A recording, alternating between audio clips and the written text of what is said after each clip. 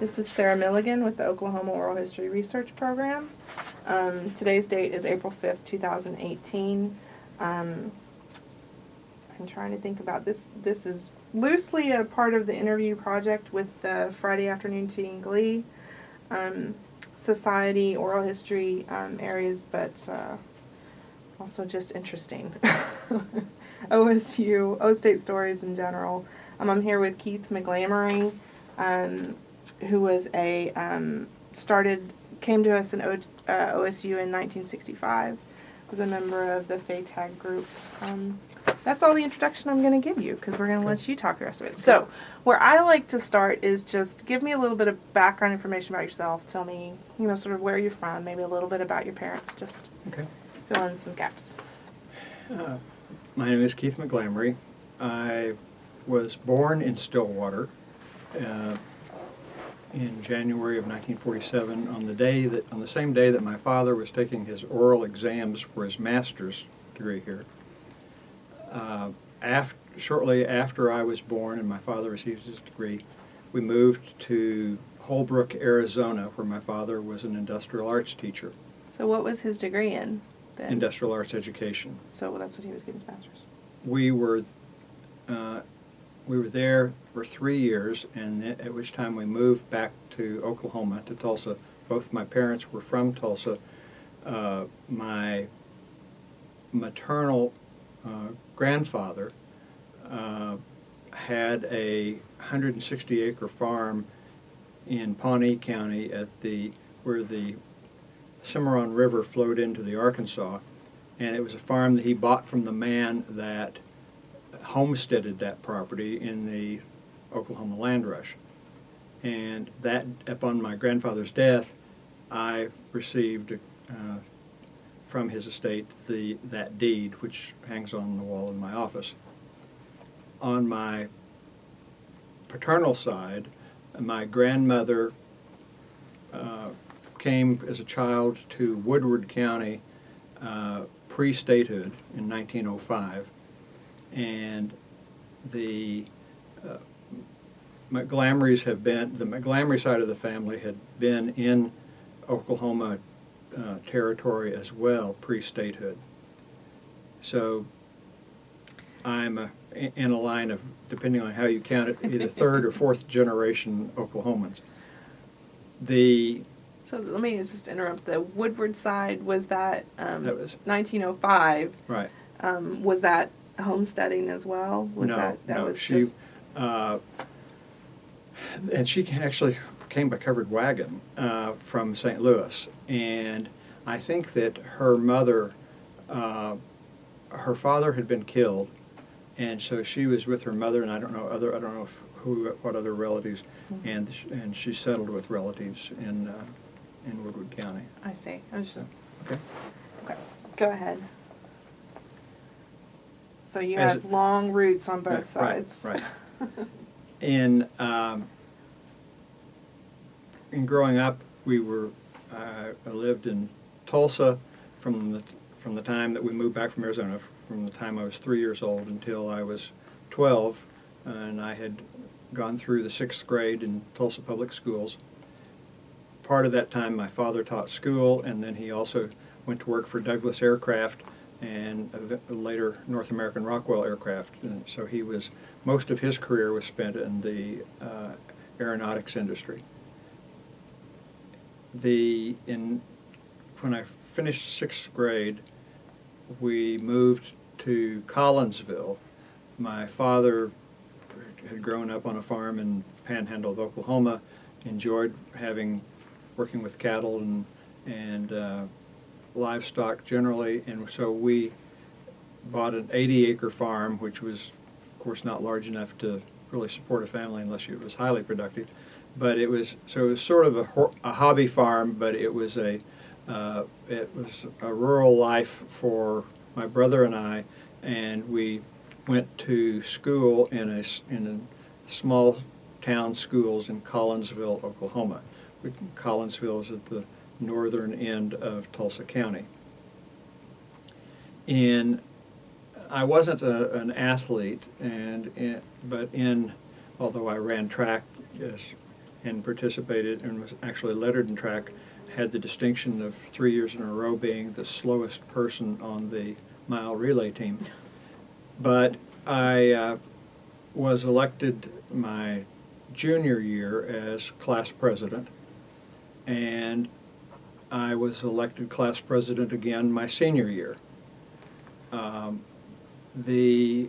Our class was more adventuresome than some that preceded us. We got around a prohibition on class trips because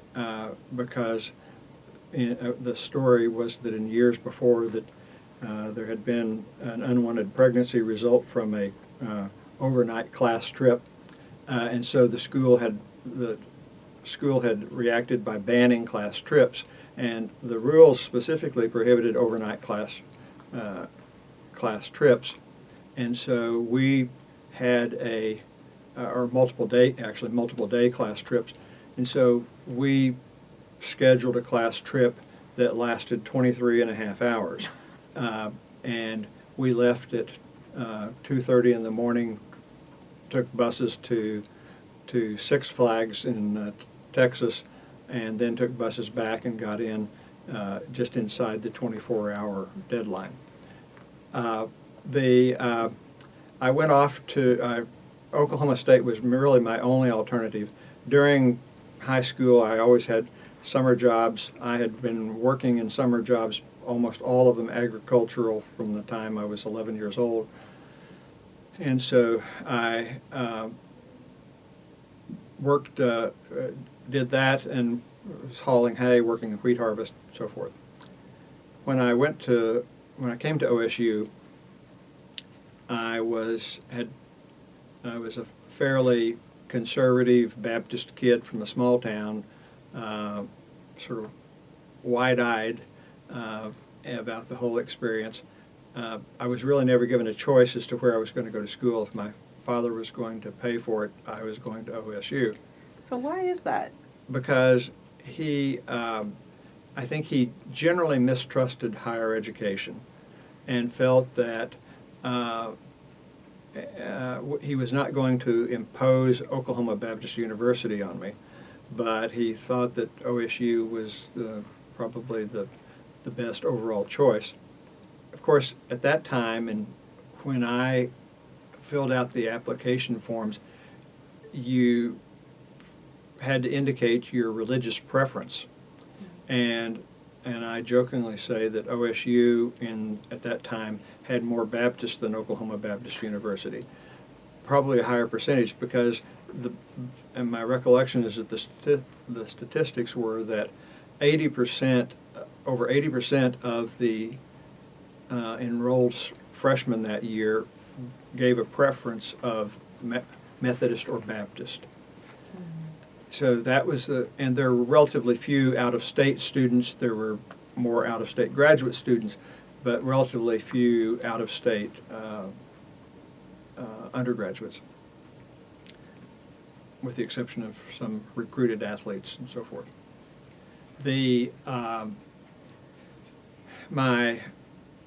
I initially got involved with the Baptist Student Union.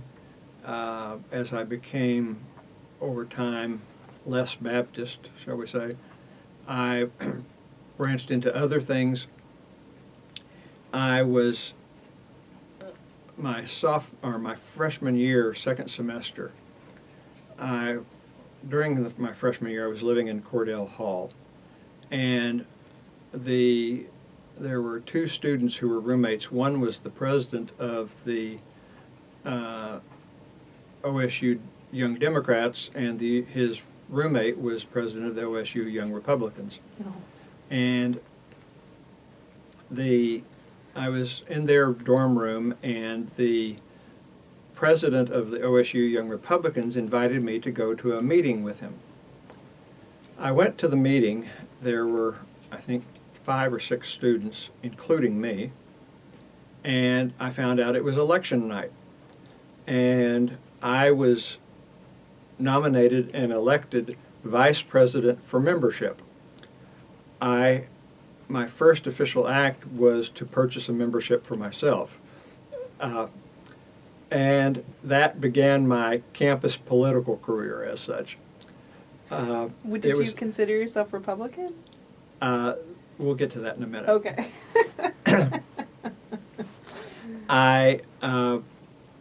Dewey Bartlett, who had been the state senator from Tulsa County, was running for governor.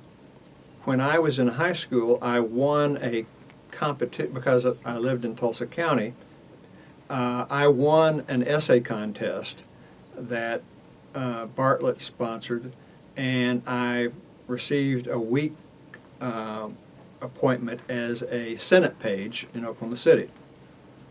So I was a Senate page for then Senator Bartlett.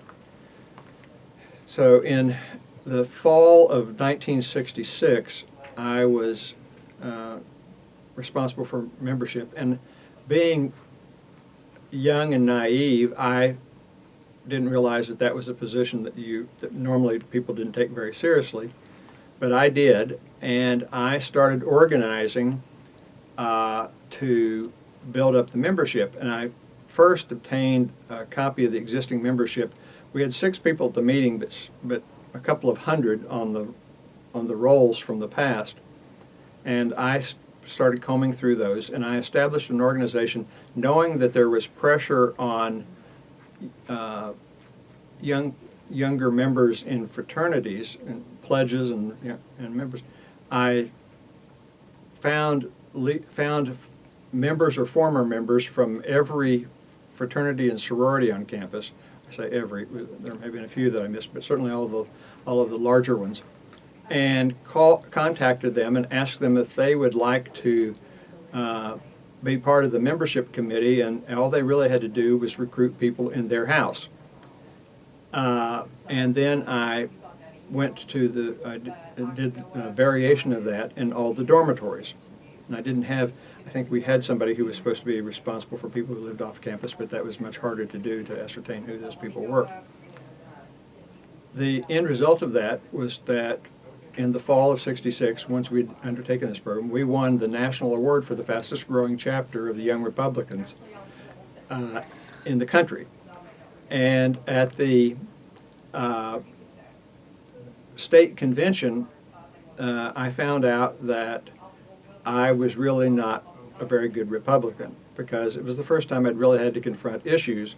That was a time when the Young Republicans was being taken over by Young Americans for Freedom, which was a conservative organization that we somewhat contemptuously described as sons of birchers, meaning sons of parents who would have been in the John Birch Society. It was their positions were, in my mind, rather extreme and also very unforgiving of any disagreement. And so after that convention, I came back and resigned my office with the Young Republicans. That spring, I was encouraged to run for student senate, and did so by taking my organizational list from Young Republicans, using the same people for chairmen in connection with my campaign, and ran as the only independent in the race for Arts and Science student senator. It had traditionally been held by somebody had been held by a Greek. There were 2 student senators from Arts and Science, and I was the only independent running, and so I formed an agreement with Delta Chi, who had one of the candidates, that as I campaigned, walking door to door in the dorms, would mention the Delta Chi candidate as if basically vote for me, and for your second choice I would recommend X. Actually, the guy's name was Ken Doms, and he was here at the reunion this past fall. So I so I'd created this organization from young Republicans. We salvaged something out of that experience. And I then served on the Student Senate and was in the Student Senate. I've said 2 years, but it must have been basically a year and a half before I became president of the Student Senate. The vice president of the Student Association was the president of the Student Senate. That election was a little bit interesting because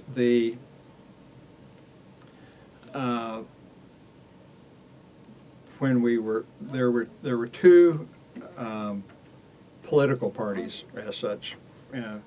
One of them was the University Party, which was a new party and was the more centrist or liberal. And then there was the other party, the name of which I've repressed, that was the more conservative and it was traditionally controlled by the Greeks. Mm-hmm. And the Dean of Men, whose name I will recall shortly, was very powerful with the fraternity system. He had been in that position for many years and had a great deal of say about what happened in the fraternity houses. For whatever reason, he declined to endorse the Greek candidate who was running for president of the Student Association. That caused that person to withdraw, leaving us running unopposed. And so Doug Caves was my running mate. He was running for president of the Student Association, and I was running. And I had been approached to run for the president of the Student Association, but didn't feel I could do it because I was still working, in addition to class, I was still working 15 hours or more a week. And at that point, it was at the university library. I was one of the people who sat by the door and checked people's bags. I got my 15 hours a week in part by the fact that I worked holiday weeks and weekends, anytime the library was open. So I was flexible in that regard and willing to stay on campus to work. And so I didn't feel like I knew that being the president of the Student Association required lots of time, and I didn't feel like I had that time commitment. So I declined, but then was persuaded by some friends, was asked by some friends if I would accept the vice president's position if they had a good candidate for president.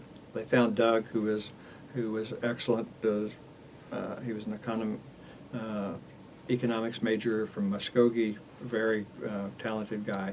And so Doug Caves and Keith McGlamery became the winning ticket for the SGA leadership. Mm-hmm. During the time that we were served in that role, we had a diverse student senate, and it was, but it was really would be wrong to call it cohesive, but it was a pretty polite group. There were some strong disagreements, but there was I don't recall ever a student senate meeting in which that was overly heavy with sarcasm, and there was certainly no yelling and shouting at the time. And so it was again, not necessarily congenial, but certainly overall cooperative group and respectful. Incidentally, my first job as a student senator was I was the Senate chaplain, which was, since I was considerably less religious at the time than I had been when I first came here, it was sort of interesting. And I started, for the prayers, using had a book. There were several sort of semi-beat type poets to others who wrote or very liberal ministers who wrote books of prayers that were a bit out of the ordinary. And I think one of them, as I recall, the title of one of them was "Are You Running With Me, Jesus?" And so I would choose one of those prayers as the prayer that I would give for the Senate. I think that, and I think shortly after that, people decided that maybe the role of Senate chaplain had sort of passed its prime. Was that part of what did you agree with that, when that sentiment that the Senate chaplain's role had past its prime? Well, I think that it was largely ceremonial, and I don't think that it was not like the Senate chaplain was a great moral force. I think it doesn't. I view it. I think at best it was probably harmless. I don't know that it had any positive force.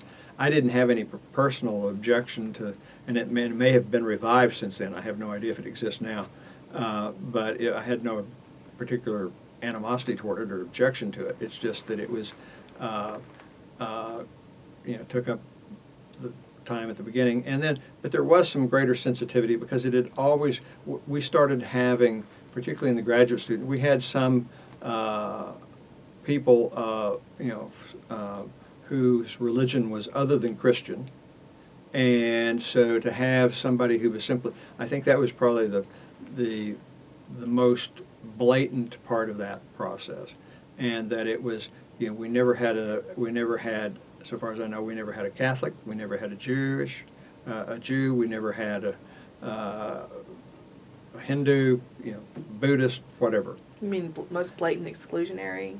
It was. I think it was simply reflective of who was being elected to the student senate, but it was not representative necessarily of. It was and it was certainly the representative of the dominant religious group on campus, but it was de facto exclusionary, although I think without malice. Yeah. Let me ask you something else too that sort of digs in a little bit. You've alluded to this a few times, but that your religion had decreased significantly since once you came in, right? Like there's a point that you grew up in a conservative Baptist home. I get the sense that was a big part of what your family, sort of root was. Reflecting, can you sort of see that trajectory? Was there something on campus, or was there interactions with people? Like, what sort of contributed to that lessening, or is it just sort of a trivial thing? It's a good question. I don't mean to make light of it when I've shorthanded to say it was less.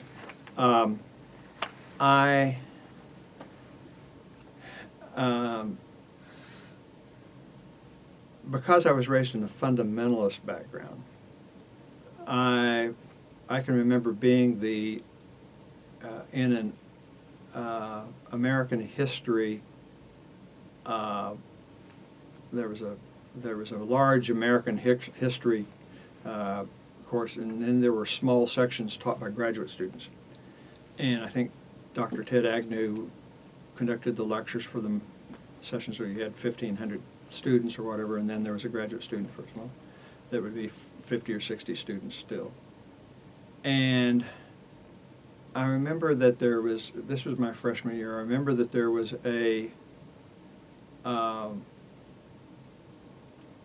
question raised by the graduate student when we were talking about Darwin and evolutionary theories and so forth, and asked how many people believed in the theory of evolution, or how many people didn't believe in the theory of evolution. And I was the only one who raised my hand. And I looked around and I thought, I know a lot of these other people are Baptists and Methodists. Were they afraid to raise their hands, or did they know something I don't know? And so I started researching. That sent me to the library to research evolution and evolutionary theory more. And that was the beginning of a process of questioning some of the underlying dogma that I had been exposed to in an evangelical fundamentalist church. And so it was not antagonism or antipathy toward the religion. It was more that I found that there were questions I had that the church I grew up in didn't have good answers to from my perspective. And I think the benefits of my religious background, I think, was that it helped enforce a moral code and reinforced a sense of ethics, but it was there was sort of an anti-intellectual aspect of it that I no longer agreed with, and that's why I say, when I say I was becoming less Baptist, I drifted away more slowly. I was still still occasionally attending church, and I dated a girl for quite a while who was a pretty devout Baptist, and I would go with her, and I would still attend things over at the Baptist Student Union, knew people over there, but I was not a fervent believer of that particular viewpoint anymore. Is that? Yeah, that's what I was curious. I mean, I think I asked because I think that's also one of those things that is sort of timeless. I think a lot of students still come in and are, sort of wrestle with that. I was just curious. Just as an reflective. aside, that at this FATAGS reunion, it's very interesting that I had told you off camera that the activism in the 60s on the campus, a lot of it had its roots at the Wesley Foundation among Methodists. And what was interesting at this reunion of campus activists, for lack of a better term, with the facetious name of Friday Afternoon Tea and Glee Society, was that many of those people who were influenced by what was going on at the Wesley Foundation and so forth then, even though it was considered it was certainly the most liberal of the Protestant campus organizations. Many, although not all, but many of the people whose activism started have remained Methodists to this day. I'm sure that somewhere there is someone who grew up in a Baptist church of the type that I was in, that left the church and came back. I don't know any. Methodists, I know all of those Methodists most of them were, I'm sure, were equally intelligent or far more intelligent than me. Many of them had departed from the church, but they all came back. And I thought that was an interesting fact. In fact, the way I described it to one of my friends, I said, it seems that when you are a Baptist and you start to pull on that tether and move out, it's like a older rubber band, and you go out too far and it snaps. The Methodists, the tether seemed to be capable of being stretched longer, and it eventually pulled you back. And so you had people. So I would say to parents who are worried about whether or not their children are going to remain religious throughout their lives, if you're not already a Methodist, maybe you ought to consider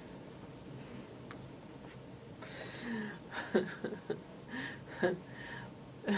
So, talking about the Wesley Foundation, do you want to transition to that part, sort of move towards the FATAG part of your story, or do you still have more you want to talk about with your student senate? I know some of it kind of goes together, but...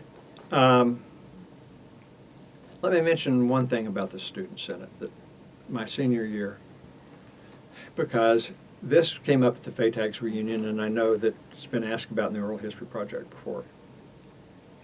There was a student who, Doug Caves, who was, as I said, was the president. Because Doug was a serious student and didn't want to spend, he had another student volunteer to be sort of his administrative assistant. And I'm sure somewhere I've got his name, but I don't recall it. And he was full of ideas and sometimes judgment challenged. I think Doug probably spent more time reining him in than benefiting from his organization. But one of the things that there had been for years something called Religious Emphasis Week on campus, and that was actually the event that triggered the first of the major protests on campus in '66.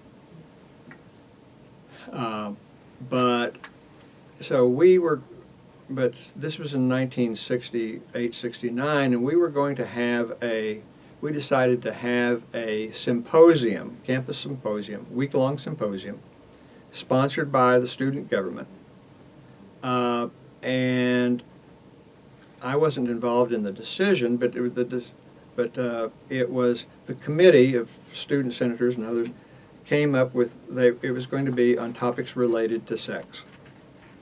And in typical OSU fashion at the time, they invited ministers, they invited theologians, there were priests, there were Baptist ministers. But there were also Albert Ellis, who was a outrageously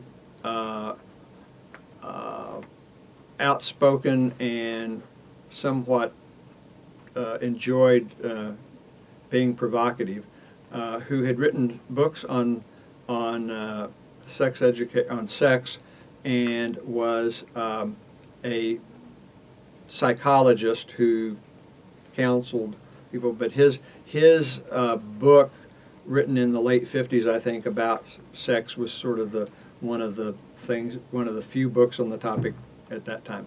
So Albert Ellis was invited. Mary Calderone was invited.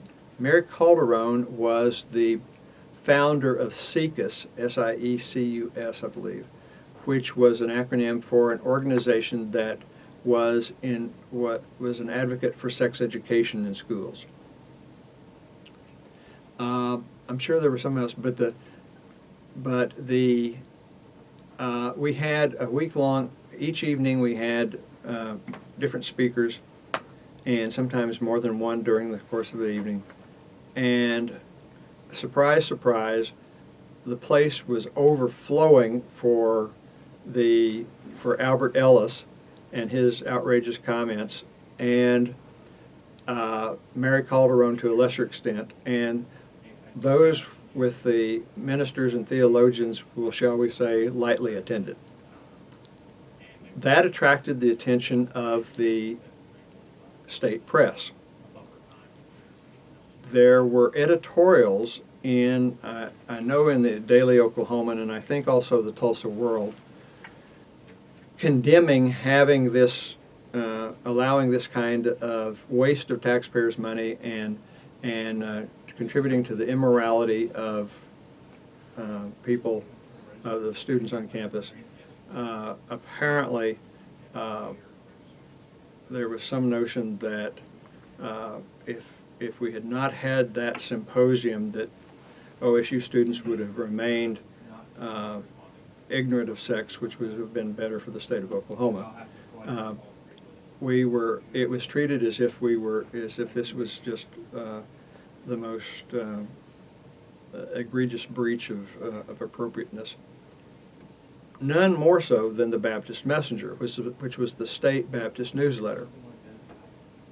They ran an editorial against this, but specifically mentioned Doug and my names. And now, admittedly, the name to back up, the name of the symposium was Sexpo 68, which was and I've apologized for that name many times, even though I did not select it. But it was, intended to get people's attention, which it did, and certainly the editorialists had a heyday with it.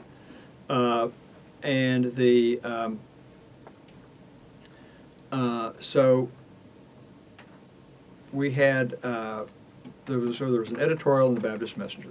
Gave Doug's address and my address at the student government. Gave our student union address. There was they missed one number, and so the letters that were sent to us subsequently by Baptists were in response to that were easily identifiable because they had the wrong address by one letter. And the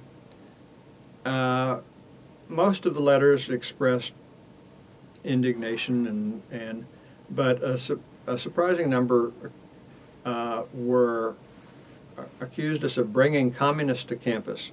And I don't know, I'm not quite sure of the connection between sex and communism, but apparently there was perceived to be some. And there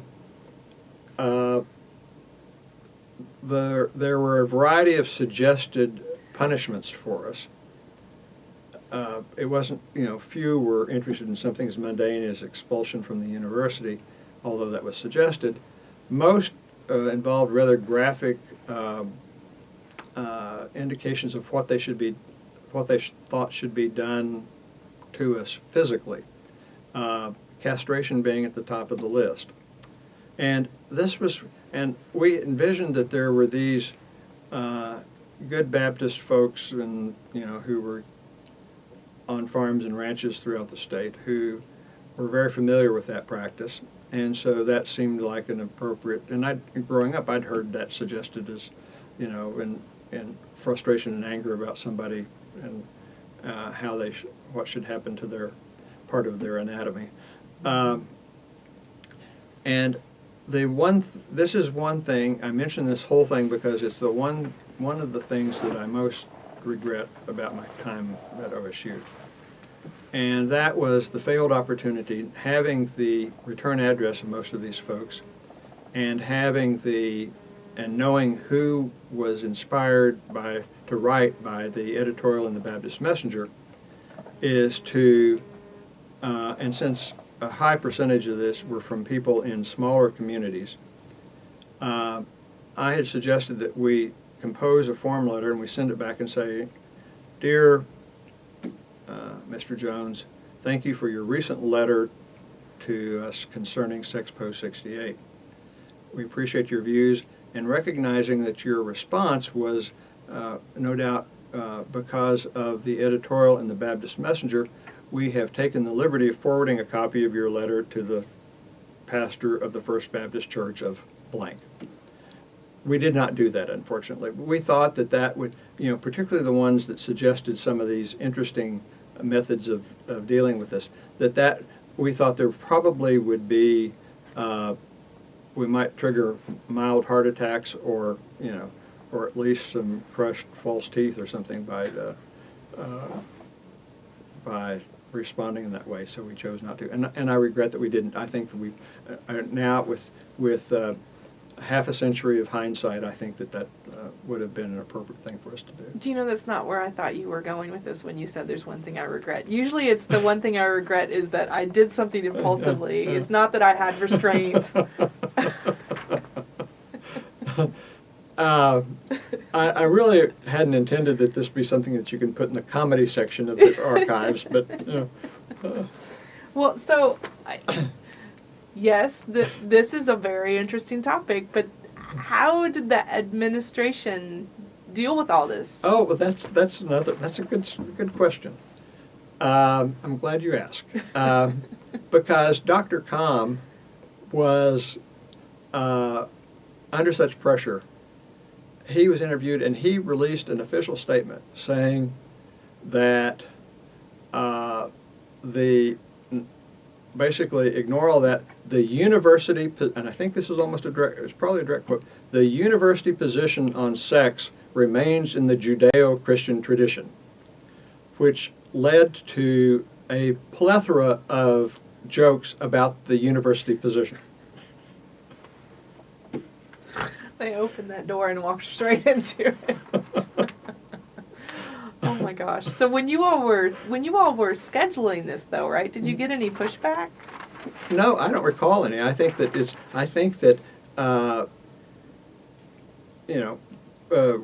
I guess if you're worried about communists on campus, the fact that the student senate's actually producing some symposium or something, it didn't. And I don't know that we had to. I think that the dean of students, who was then a man named, I think, Dean Smallfeld, he was. I don't recall that he issued any resistance, and there was a vice president for student affairs named Abe Hesser, who had been the director of the student union before being elevated to that vice presidency. And he, I'm sure if he had caught wind of it, he would have tried to stop it, but Dean Smallfeld didn't. And so all of the blowback on that, all of the controversy and the repercussions and attempted repercussions came about after the fact. So once it was actually Yeah. yeah. But it was as I say, it was at least certain of the programs were very well attended. It's provocative. Mm-hmm. That's interesting. So that's the story of Sexpo 68. Sexpo 68. Yes, that is a very creative name. I'm especially surprised that they let you keep the name. I don't know that they knew. I don't recall. I wasn't directly. I was president of the student senate. This whole thing was pushed out through Doug's office. I mean, his role, and the student senate endorsed it and was authorized the funding of it. But I don't. I'm sure there must have been some student senators involved, but as president, I was not involved. So I don't know if there was pushback on that. But it is. I will tell you, it's. I think it is a typically juvenile, or at least quasi-juvenile provocation by undergraduates. But I'm not. I no longer apologize for it. I just, it is what it is. Well, it would be tame today. So yes, yeah, absolutely. Yeah. I didn't realize that you had all of your contact information made available to the state's Baptists. So that is pretty extreme. Does that mean that your parents, did your parents they were part of the Baptist? Or were you communicating? My father withheld funding for my education after my first year. So what? Because of things like this, and one of the first. Well, there was a man here named James Fleming. And James Fleming was the longtime director of student financial aid and basically the student work programs on campus, where you could get a part-time job on campus and help. And he was a friend of my parents. And as my name started appearing in the OOHRP for different things, Mr. Fleming felt compelled to forward copies of all those things to my parents, because he was extremely conservative and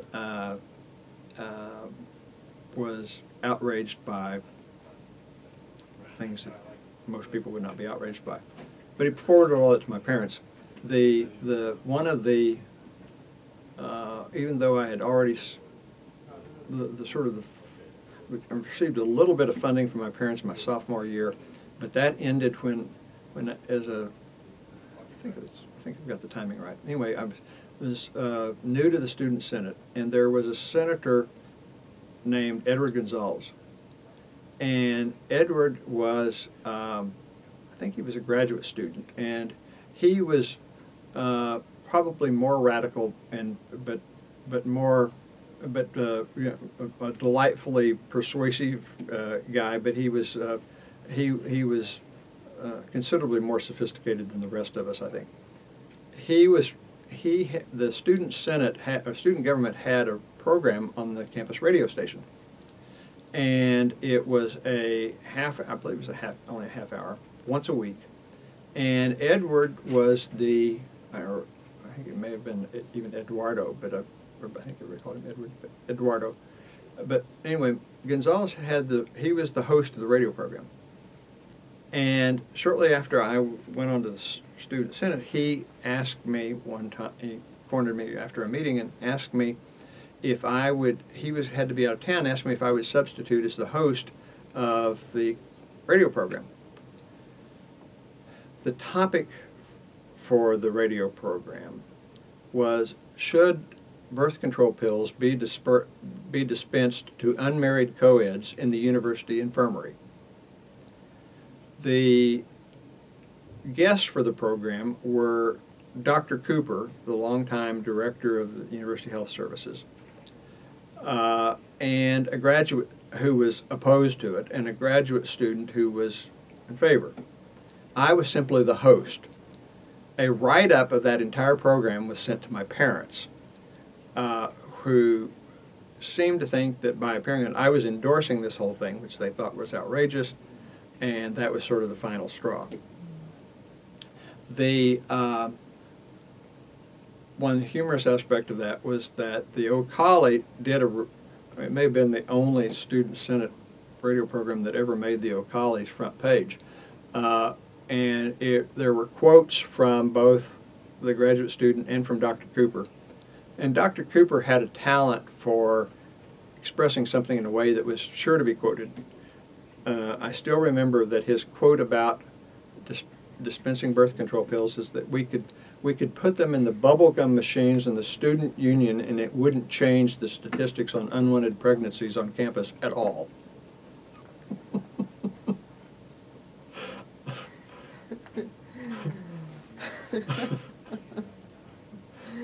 Uh-huh. So that was the big quote that the O'Colly came out Oh with. yeah. Well, I love that one. Oh. So I'm just out of curiosity, was he willing to dispense were they willing to No, dispense they the did student? not. They just They no, did not. right? No. That was a strict policy against, and they would have, I mean, at that time, that would have easily been a bridge too far for the state of Oklahoma. I mean, the legislature would have threatened to withhold funding, and not that but they were funding a greater percentage of the university expenses back then than they do now. So no, they weren't doing that. I didn't know if that No. had moved at any point. And I don't think the radio program I hosted changed that policy. No, not even the O'Colly article. So that was the straw that broke the camel's back with your parents. Is Yeah, what it and sounds so like. I then, I had, during the summers, during the school year, before I got the job in the library, I sold office supplies for a downtown office supply store as an outside salesperson. And I worked during the summers I worked in restaurants. I sold books door to door. There was a company called the Southwestern Company, which I don't know, I think the company still exists, and I think they now include women, but I worked for them. Was recruited. It was one of these things sort of where a student sells books, was given an opportunity to recruit other students to sell with him next year, and he gets a percentage, and he helps train those people and so forth. So it's the Tupperware model. Yeah. Yeah, exactly. The first year, I was between my freshman and sophomore year, I was sent to the Mississippi Delta, and I was in the town that I've mentioned in my presentations the last few days, which was a place called Poplarville, Mississippi, which was is known as the last known place in which there was a lynching during the Civil Rights era.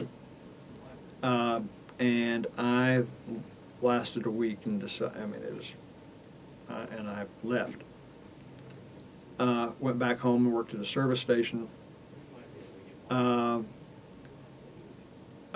slightly humorous aspect of that is that I was asked by the minister of my Baptist church, my hometown Baptist church, which was across the street from the service station that I worked at. The church had owned a dilapidated little building, frame building, on the corner of the half block or so that the church owned, and somebody came up with the bright idea that they were going to make that a youth center. And what it really was sort of a place where parents with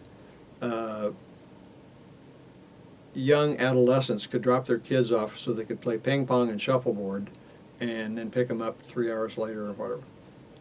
No self-respecting 13, 14, 15, 16, let alone 17 or 18-year-old was going to be seen anywhere near the place. So I'd go over and basically babysit for 3 hours a night for 3 nights a week or something. At the end of the summer, I had to give a report to the church about the program. I get back to campus my sophomore year, and one day I get a manila envelope. And it's from the church, from the pastor of the church. And I thought, what is this?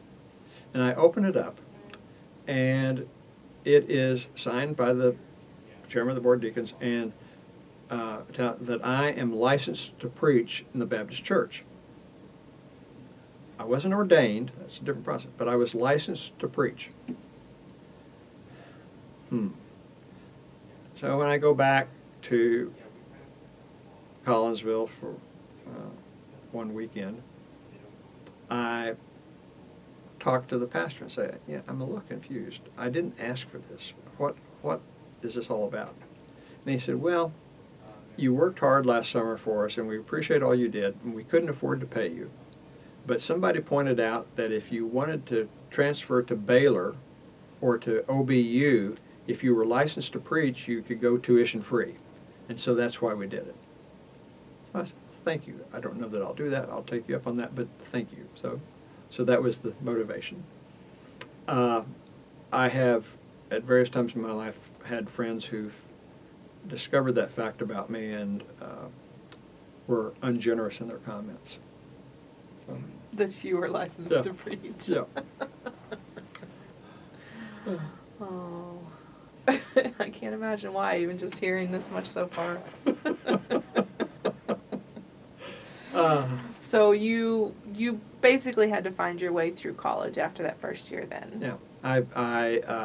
The second summer, after the fiasco in Mississippi, I went back, in part because I felt like I had quit because it was hard, and I didn't believe in quitting. I went back to sell books. Oh, okay. Second summer.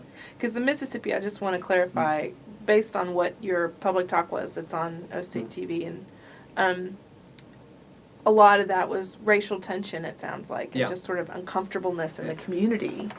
Yeah, well, it was more than uncomfortable. They had a right to be uncomfortable because they knew the 23 people who had murdered a man, and the. It sounds like a strict insider-outsider divide, too. Yeah, very much so. But it was collective guilt that I have never witnessed or even seen anything come close before or since then.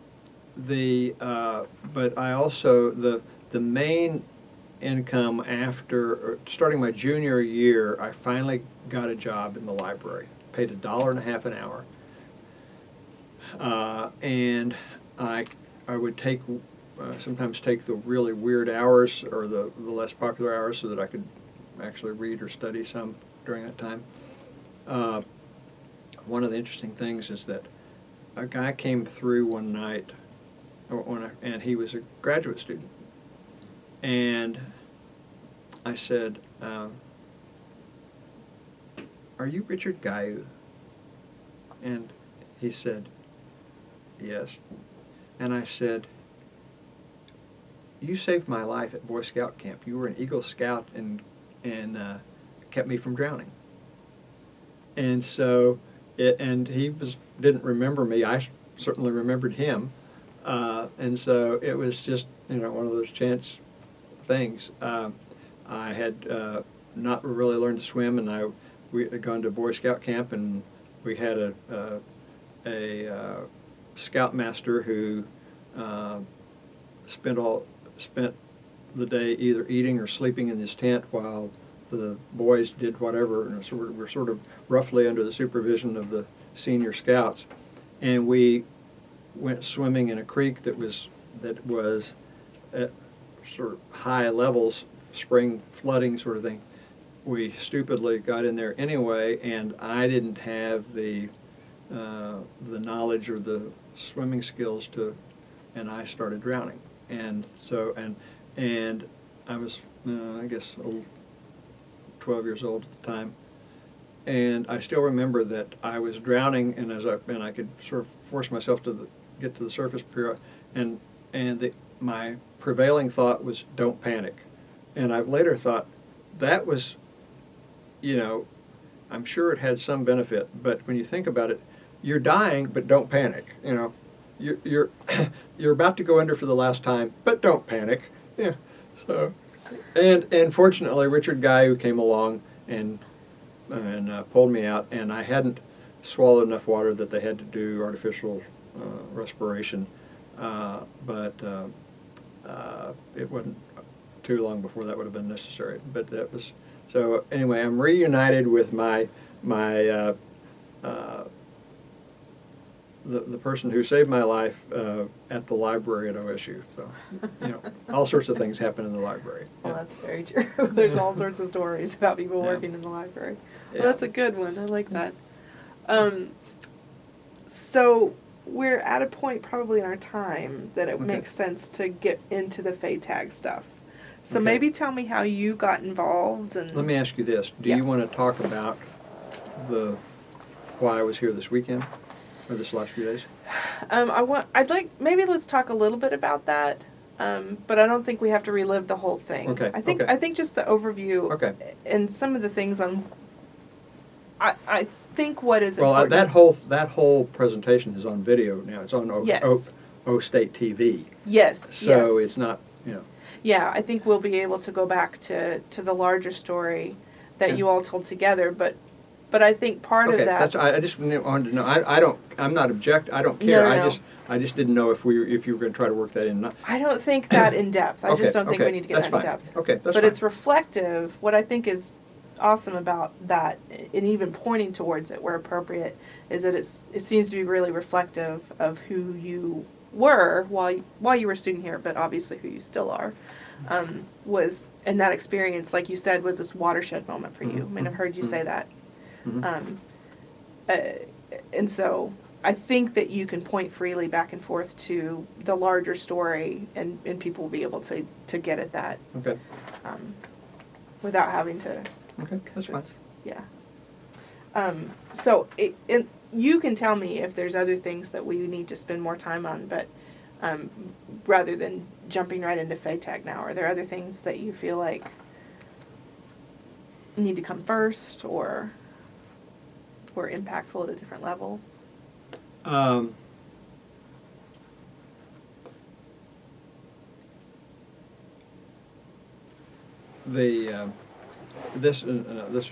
This is something that's amusing, not impactful. It was the tradition for the president of the Student Association to crown the homecoming queen in the middle of the football field on homecoming.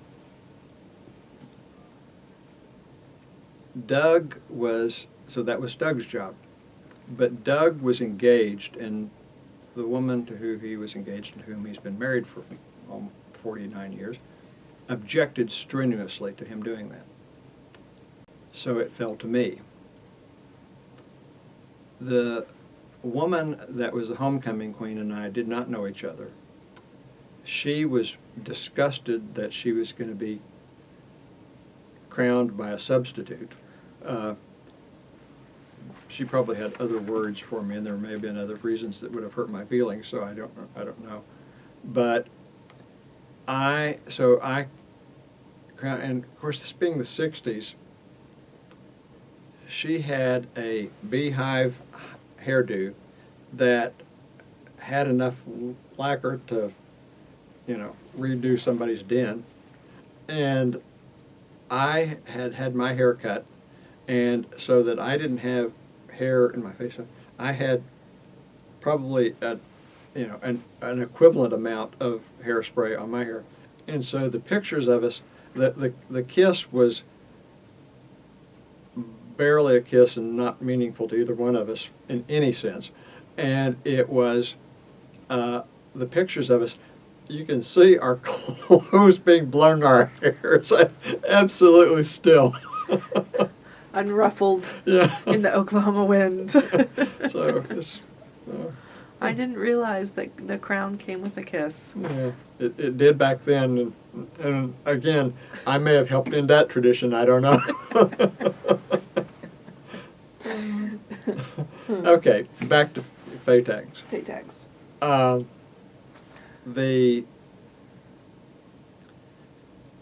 Tell me how you want me to approach this. You know the whole story. I assume you know the timeline with the Thomas Altizer's speech and the fact that the entire sociology department resigned and all of those things. Mm-hmm. So what do you want me to talk about? I'd just like to know specifically, go ahead, what's your position, what's your role, why you joined it, what your role in it. And I think it's interesting too, because you have this very official capacity, right? And Yeah. so maybe just your personal opinion about it, right? So when we know the facts, right? FATAGS was, at least not anybody that I knew. I mean, my main impression of FATAGS was that, I think it started Friday afternoon, some of the people from the drummer and from the Ocala and so forth would meet in the student union and play bridge and talk. And it was not a unified force for anything, okay? It was just a loose collection of people who adopted this, quirky name for. And it was basically those of us in official positions who were mainly behind the protest or involved in the protest. The speakers committee, the student senate, student government leaders, and others who were, at least initially, it was, I think it's fair to say that it was, although it was never intended to be that way, I think, it ended up being de facto rather elitist. It was people, this was not, people who were radicalized and came forward, from, or electrical engineering students who suddenly decided that they were going to protest not bringing this controversial theologian to campus. This was people who were involved in student government. So, it was initially the Religious Emphasis Week Committee, which consisted of students and faculty members. And they were the ones who felt the heat first. the reaction of the university by attempting to ban, or by banning Altizer, was to bring everybody else forward, the student senate and student government forward, to protest that action. And it, I would defer to people who were actively involved in the drummer, but my recollection is that that event, the Altizer denial, was what really spawned the birth of the drummer. And so it was a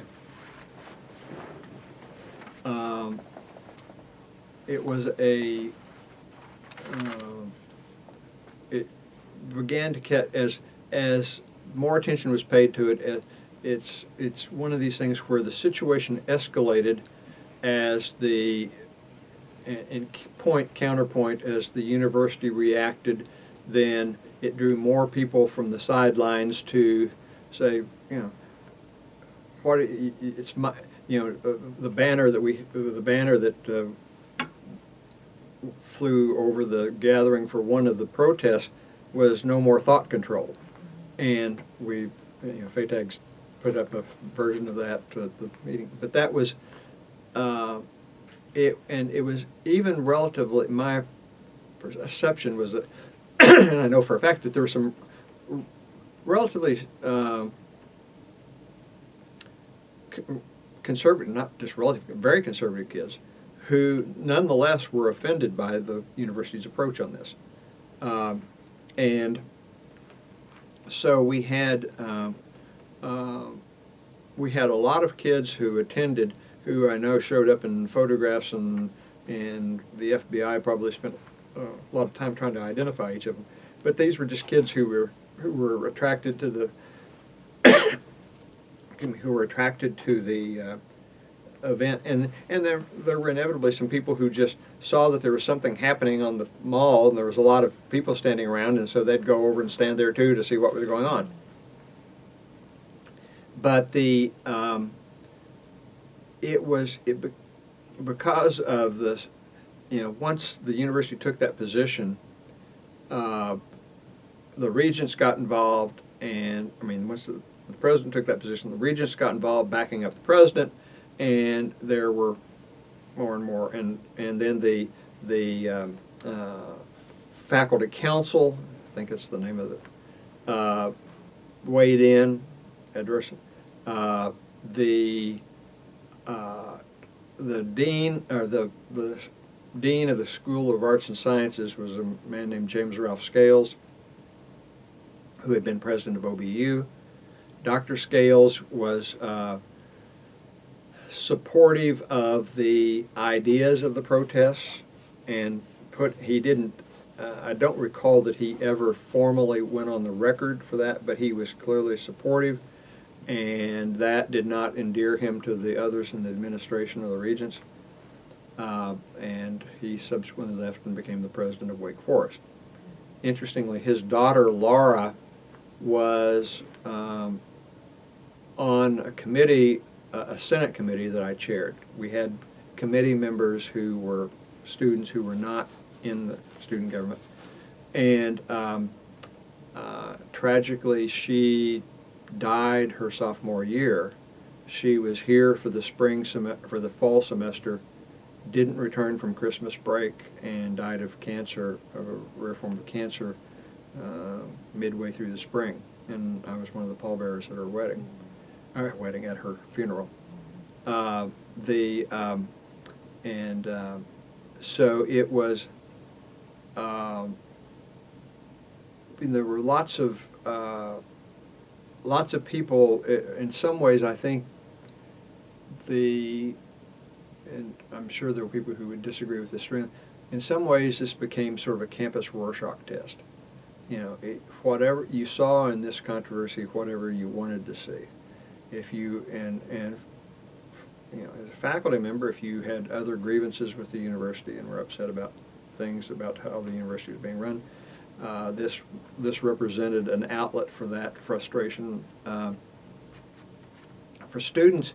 But for students, and from speaking for myself, I thought that I had a very idealistic view of the value of free speech, and probably still do, although it's qualified in some respects. And when I became a lawyer, the first 2 years I was a lawyer, I also, even though I was in private practice, I was an adjunct professor at Marquette Law School and taught civil rights and civil liberties, First Amendment and 14th Amendment. It shows you how desperate they were to have somebody teach. For students, and I said I had an perhaps idealistic vision, which was that the whole idea was this competition of ideas. The whole point of the thing is that, okay, if you, and that's part of why they try to do this balancing. The REW brought, the same time they invited Altizer, they invited Baptist theologians from Southwestern Baptist Seminary in Fort Worth. They invited, but it's like Sexpo 68. The more controversial ones draws the attention, and the others that, I've heard that before, it doesn't, but of course in the case of Altizer, it never materialized because he wasn't allowed to come. Other speakers, and then there was this, people tried to figure out how to handle it, and Com was, this was early in Com's term. I think it was in his first year as president, because which would have been my sophomore year. Oliver Wilhelm was still president my freshman year. And I'm sure that in a conservative state with a very conservative, with very conservative regents, he felt enormous pressure to keep things contained. I think that he was, I'm sure, had people whispering in his ear all the time about all of the, you've got to keep these kids under control, and look what's happened at campuses all across the country, and we're not going to have that here, and so forth and so on. And thus, the extreme things such as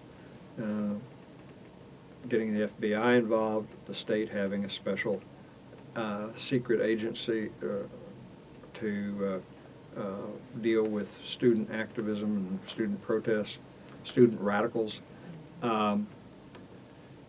But so I'm more sympathetic to Com now than I was then, except for the fact that then I didn't know about the FBI. 50 years later, I'm less charitably disposed toward him than I was 50 years ago when I was a student going through everything. I had some understanding of thought I had some understanding of the pressures that he was under. I think I did. I didn't understand. What I didn't have an understanding of is the measures that he took in response, which I vehemently, vociferously disagree with. So the You mean reporting back? The out to the involvement FBI. of this, both the state and federal government in what was going on campus, as if treating it as if it were some a crisis of some great magnitude or something, or that the communists. I mean, that was the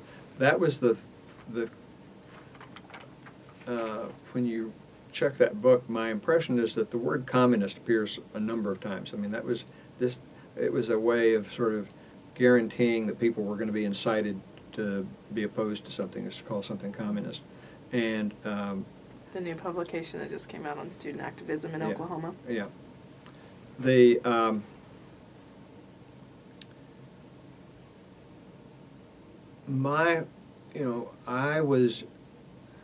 I attended all the rallies. I was supported the issue in the student senate, but I didn't. And I attended more than my share of meetings with the administration over that and other issues. there was actually something, there was something that started while I was in the Student Senate that I think was really a good idea, maybe not for the reasons that it was started, but it turned out to have a beneficial effect. And that was Student Faculty Administrative Committees, or SFAs. And whatever issue, how federal government's mocked that, or state government is, if they don't have the wherewithal to address an issue, they'll appoint a committee to study it, and they'll study it and study it and study it. Well, on campus, the variation of that was the Student Faculty Administrative Committee, except that unlike the legislative efforts, there was an expectation that these groups were actually going to do something.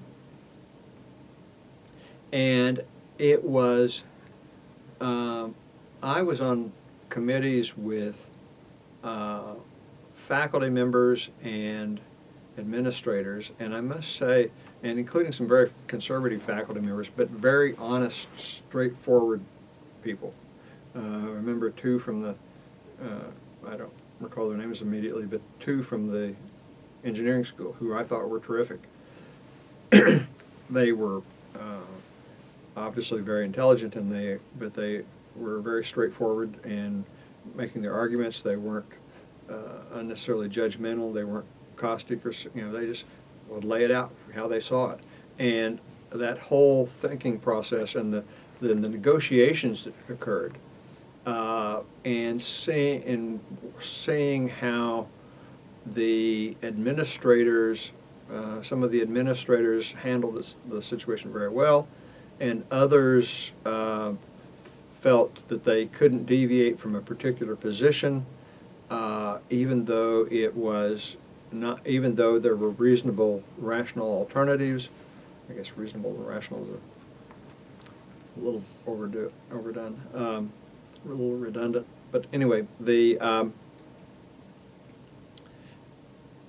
one of the things that experience and the whole campus protests were the subject of several of the SFA committees I was on, was that that ended up being more relevant to me later in my life than a lot of the things I had in classroom. Because even today, even though my law practice is part-time, I represent a large public utility in the District of Columbia, negotiating on their behalf with other state governments and federal agencies, and state and federal agencies, and as well as development community. And a friend of mine who was at the FATAGS reunion, he and I were talking about what I was doing, and he said, "That sounds like what you did when you were president of the Student Senate." I said, "Yeah, I hadn't thought of it that way, but it's true." And I did learn a great deal from that process.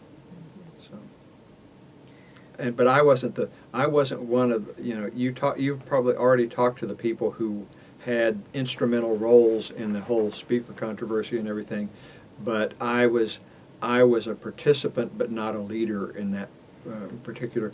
I ended up, through my role, in part because of these SFA committees, being both an advocate, a two-way advocate. I would advocate student position, and as we formed a position in one of these committees, I would be an advocate back to the Student Senate and to the students about supporting, if I supported the position that we were taking. But anyway, so. You mentioned both on and off before we started recording, and a little bit during, that the Wesley Foundation actually was I don't know, maybe instrumental is the word, maybe it's just supportive of some of the efforts of some of the FATAGers, that they found maybe some place of motivation towards this free speech. Well, first of all, these were, the students that were influenced were Methodists to begin with.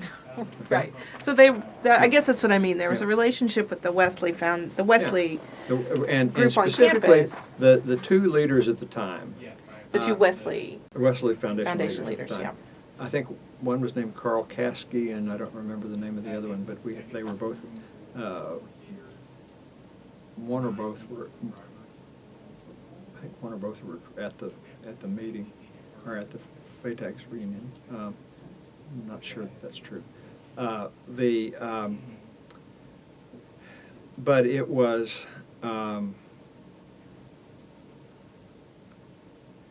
guess without, I haven't thought this through and thought about it quite in this way, but I guess because that was a time when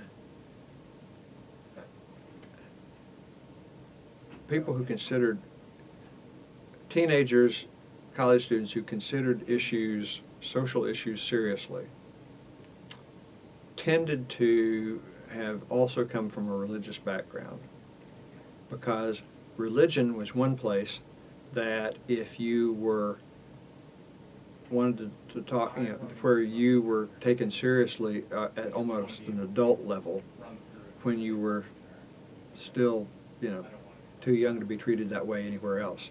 And so a lot of people in that leadership group, I'm sure, were leaders in their Methodist youth groups and so forth. And they had, they had, it was the heyday of folk music, and so they had folk music every Saturday night in the basement of the Wesley Foundation, and it was more of an open atmosphere than most people were used to. But you had, I really don't know what was said by those leaders, but they apparently obviously talked to some of the people, but they must have encouraged a willingness to question, to explore, so forth. And it was only in retrospect, frankly, that I realized how much I knew of its involvement to some extent.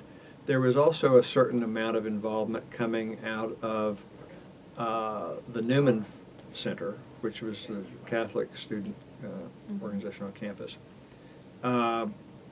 But that was, and there were several student senators who were Catholic, who came from that, and they were encouraged, but there was nothing like the number of people and depth of commitment of the leaders. Of course, one of the differences is that the Newman Center was headed by a priest who had responsibility for services at the church and so forth. This Wesley Foundation was not a church. There weren't religious services per se happening, so they had more freedom to focus on other things. But it's as I say, I don't know that would have been replicated on any other campus. In part, I attribute it to the fact that this was already a very religious-oriented, that a significant portion, perhaps not even a majority, but likely not a majority, there were plenty of people who just wanted to have fun and drink beer, and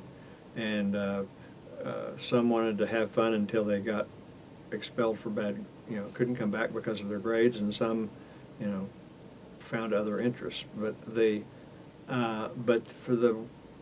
was a certain percentage of what I would say the sort of serious students who were serious about social issues at the Wesley Foundation, and they were encouraged rather than discouraged.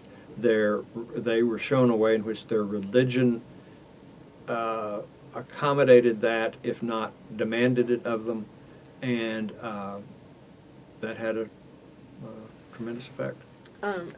And you mentioned earlier, it sounds like that the two Wesleyan leaders at some point were removed or were sort of out. I heard this story at the FATAGS reunion. Oh, okay. They were apparently fired by the bishop, by the Methodist bishop, specifically at the request of Dr. Comm. Dr. Kahn was a Methodist, was apparently very offended that what he saw as a lot of the opposition to his leadership coming from the Methodist student organization on campus. And but there was, but sort of in some ways the damage was already done. The seeds had been planted, they were growing well, and in getting at the point at which the two leaders left, there was already a strong group of students coming in that had benefited from that. Okay. That's just my perception. Again, it'd be better to get the view of Yeah. some of the people who were. So I want to shift gears just a little bit. During your discussion in the last couple of days about this road trip to Atlanta and sort of being in Atlanta when Martin Luther King Jr. was assassinated, right? And that sort of emotional experience, but also just sort of life-changing experience to be present culturally in a different place where that was happening or unfolding. And I wanted to talk a little bit about when you came back to OSU, because I heard you talk a little bit about some of the disappointment at coming back. You know, like it really is this profound thing that you were leaving, and to come back to home and thinking that you're here and you've made it and you're safe, to find out that there were things on campus that were happening that were, you know, in a sense, celebrating his death, right? Like there were. I want to know a little bit more about your personal thoughts on sort of how those things were happening on campus and how that fit in with this other dynamic, right? So there's two veins I'm kind of feeling here, and this is any college campus at this time or even now, but you have this freedom of speech, right? You have this huge activism that's sort of like getting momentum and have some push behind it, and attention, and there's but then there's this other side that you know, it feels like it's okay, right, to have these you know, this sort of completely counter to that, you know, to toast to Martin Luther King's assassination or whatever it is. How did you reconcile that as a student coming back? Like that you'd really sort of put forward your student senate efforts to sort of make this campus a better place, and then had this emotional experience, and then this other thing is going on. Like it just seems like all this momentum.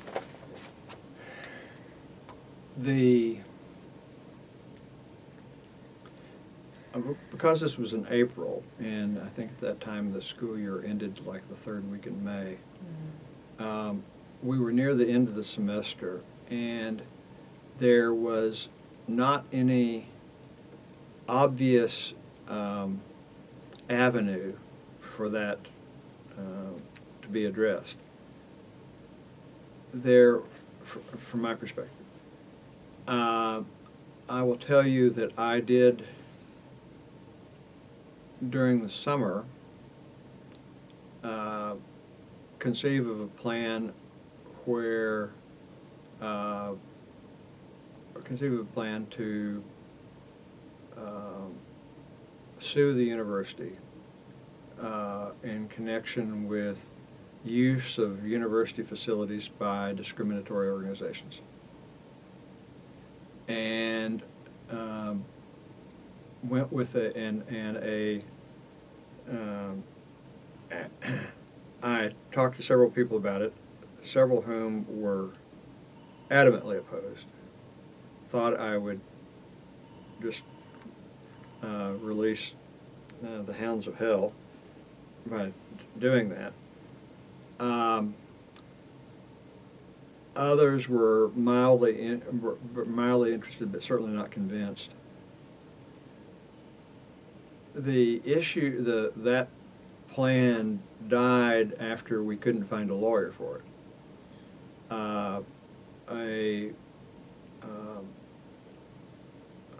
African-American student senator at the time named Jesse Mingleton from Tulsa.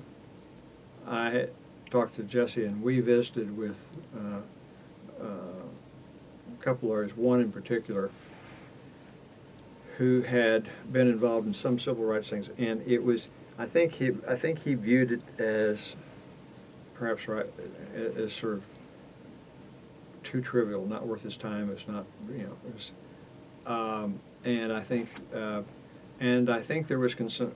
There was concern that there would be that. I think there was concern that the blowback would not be, that the benefits would not outweigh the blowback that you'd get. That you need to focus your efforts on something else. But, and I must say that in hindsight, I agree with that. But at the time, it seemed like, you know, here at the university, smugly is off. You know, there are all of these groups on campuses. Some of them social organizations, some of them other types of organizations. You know, organized that are discriminatory, and yet they allow those student groups to use the meeting rooms in the student union without charge. The university is subsidizing this, in effect. I understand that after, and so that was one of the things that, you know, so I came back with an personal awareness, but it wasn't something that was contagious, or I was particularly trying to. I really wasn't trying to evangelize people. I was trying to figure out something that seriously could be done. Now, I think that I probably, if it had been a better idea, I would have approached the rather small African American groups on campus and present them with the idea. Although there was as I recall, Jesse and my thinking, and frankly, it was mainly me, and I persuaded Jesse to come along. I think that I realized that it was probably important to have a white kid involved in spearheading this rather than an African American kid at the time, or an African American group. And if I had actually carried through on all that, I would have probably been absolutely the least popular student on campus. But I felt strongly that I was newly sensitive to the indignities and worse confronted by black students, and was trying to figure out what to do about it. And so I've just confessed something that I've told very few people, but that was, you asked, that was one thing that I considered. And as I say, it was, the idea was dropped not because I decided on my own that it was a bad idea. It was that others were not persuaded it was a good idea, and it couldn't go forward. That's a pretty powerful response for a student to devise, though. I mean, like, I don't think many students would think, well, I'll just sue the university, right? Like, Mm-hmm. Mm-hmm. I think it's also reflective of your interactions on almost on an administrative level with the university. Like, you know, you were involved, yes, but you were also involved at a higher level to negotiate and mediate some of these larger issues. Mm-hmm. So I wonder if even sort of having this role in the Student Government Association with in the Senate, and having this roles with the student faculty administration, were you frustrated with that lack of response from what you knew from that insider perspective?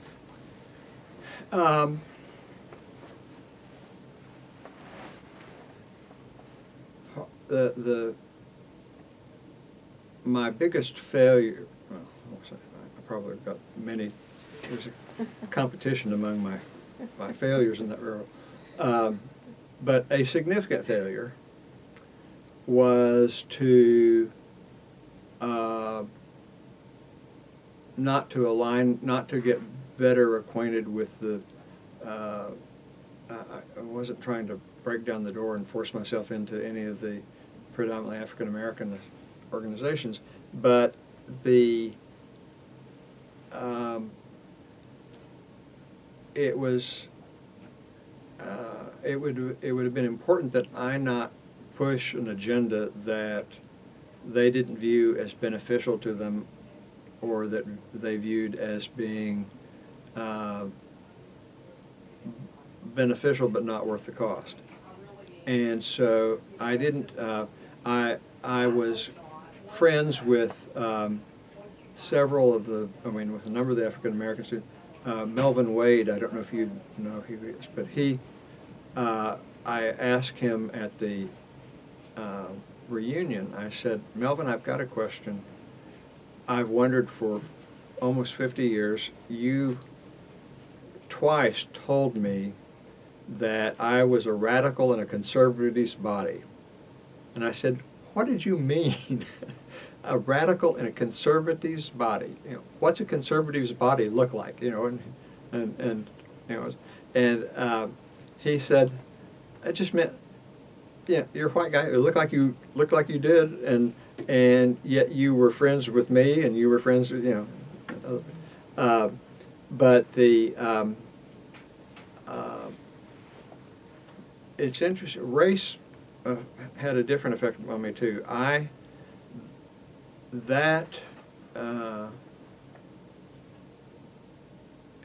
embryonic part of that was my departure from the Young Republicans, because I perceived, even without the impact of a trip like being in Atlanta when King was assassinated, that a lot of what was being advocated by what I viewed as this extreme right-wing group was racist. I didn't think there was any question that there was a turn to an agenda that was effectively anti-black, and sometimes worded in such a way that there was not much hiding that. My departure from fundamentalist religion and sort of the final break from that was in part because I viewed, despite the ideals and the verbiage, I viewed it that evangelical fundamentalist Protestantism had an uncomfortable tinge of racism to it. And so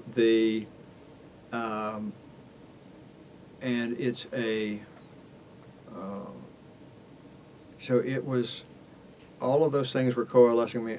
I didn't find an outlet for I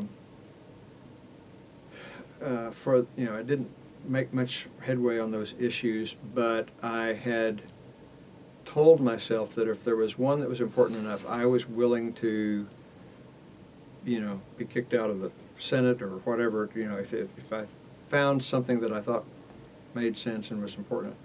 But the main thing is I think the mistake was that I didn't keep sufficiently in touch with the black students to know what their biggest concerns were. Because it's interesting, talking to those that have come back to campus, they felt isolated. Several of them described their experiences on the campus at that time as just being miserable. They were, and I doubt there were many white students asking them how they could help. On the subject of race, I was sent as student senate president to meet with the most powerful person on campus, who was Henry Iba.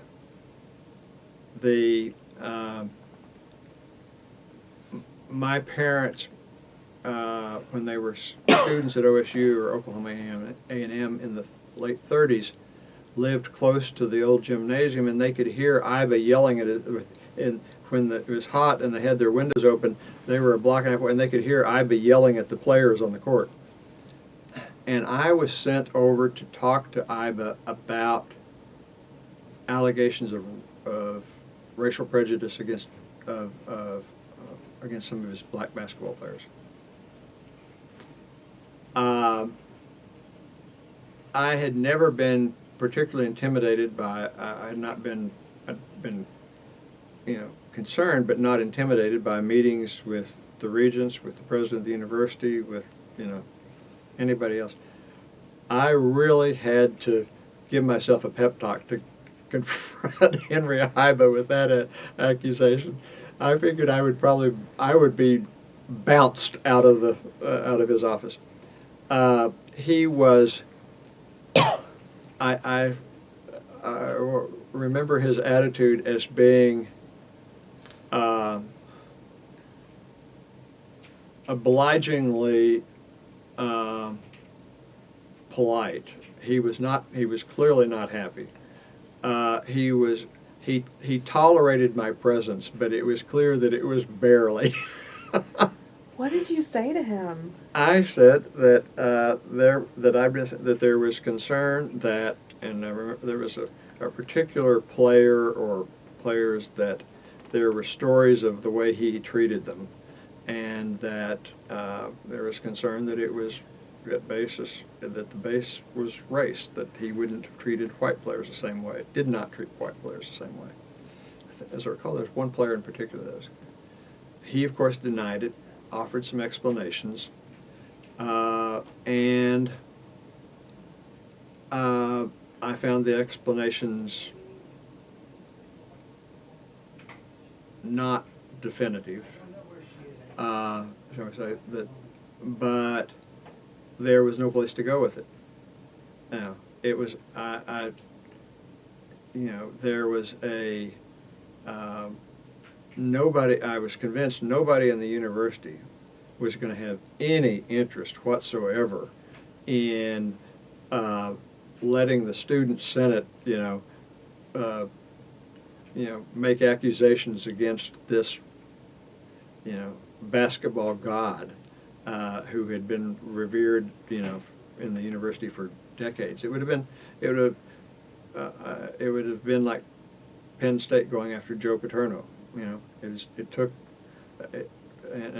think Iba at Oklahoma State was revered probably as much or more than Joe Paterno was revered at Penn State. But of course, the charges were nowhere near as. The charge was not criminal, not anywhere near the issues at Penn State. But I mentioned him only in terms of somebody who had an extremely high status in the university, and but he was gracious, and within he I think coached the 1968 Olympic basketball team, and he didn't coach that much longer. He was up in years, but it was sort of ironic that my only encounter with him was, again, over race. So you must have already had the sense that the university wasn't going to take anything on anyway, but yet you still chose to go and confront him. Mm-hmm. I was, the Senate asked me to. Nobody had volunteered. I was the president. So, I think we'd adopted. I don't know if we'd adopted a resolution or somebody had suggested that we needed to talk to him before we adopted a resolution expressing the views of the Senate about it. So, I either feeling like it was my responsibility, either volunteered or I got a point, or everybody said, not me. The last man standing. Oh gosh. Well, that's really interesting. Well, we're at about an hour and 45 minutes. Okay. So I'm not going to keep you. That was a little bit longer than I think I said I was going to keep you. But that's all right. Is there anything that we missed that you want to talk about? Is there anything else that you want to want to cover? The only other thing I'd mention is an observation that for both the Student Senate and for the activism concerning the free speech, there were a group of faculty members who ended up being advisors to the students. Didn't direct it, but were advisors. And interestingly, they were, my recollection is that they were basically all senior faculty. And these were people who had been at the university for a couple of decades or so.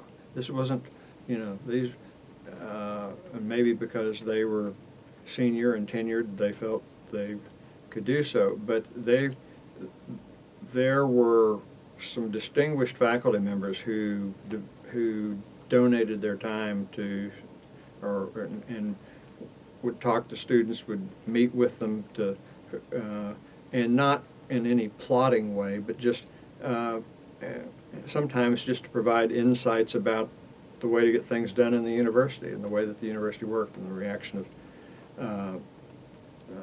this or that. But I remember the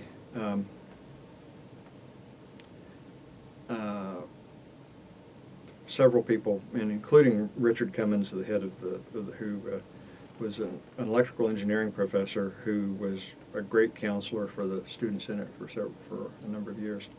There's one other slightly humorous story that I will tell you.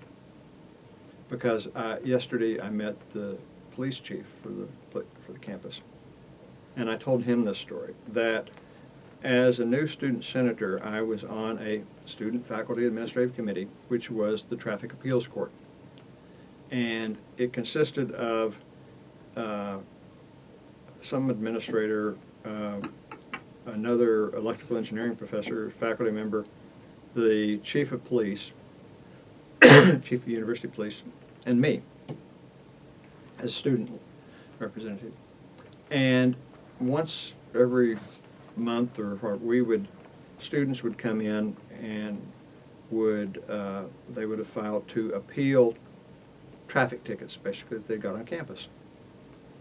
And on one occasion, a student came in and he said, I remember, my memory is this tall, sort of slow-speaking guy. And he said, I got 2 tickets. I'm only here to appeal one of them. I agree about the wrong turn, but I'm upset about the parking violation. I'm like, what's the story? And he said, well, on night, whatever, and he gave the story about how he had made an illegal turn, and and the police came up from him, and he pulled over, and he pulled onto campus parking lot, and the police officer wrote him a ticket for the illegal turn and wrote him up for not having a permit to park on that parking lot. And we all could barely keep from laughing while he was there. He left. He stepped out of the room for our decision, and the chief of police put his head down, and the rest of us just totally lost it. And so we came back and told him very seriously that after considering his case, we decided that we agreed that the ticket for parking was improper. And this is, anyway, that's... Oh, I'm so sorry, but yeah, I agree with the police chief. Oh. That's a good one. Well, so was that it? Yeah, It's been, It's been really interesting. I've learned a lot. I'm glad I hope I haven't been too irreverent or anything in this. No, not at all. Okay. Absolutely reflective of what we were talking about. Okay. Okay.